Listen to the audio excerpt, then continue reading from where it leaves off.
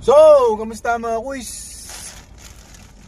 May binili ako sa Lazada. Ito yung i-mount ko doon sa dashcam dito sa harap. Mura ko lang nabili to. Less 200 yata, hindi ako nagkakamali. Lalagay ko na lang sa description yung link kung saan ko nabili. So, ayan siya.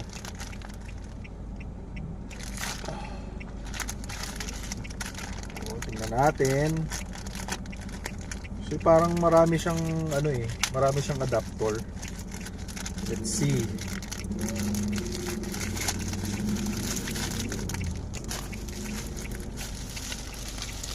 Isa lang yung adapter niya. Okay. So, ito lang siguro yung na-order kong adapter. Hindi ko alam eh. Pag ikakabit ko yung dashcam, dito ko muna siya ididikit. So, meron siyang dalawang extra adhesive tape.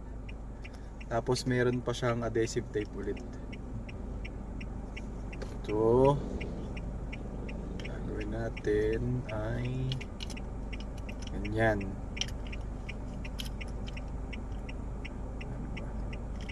Anyways,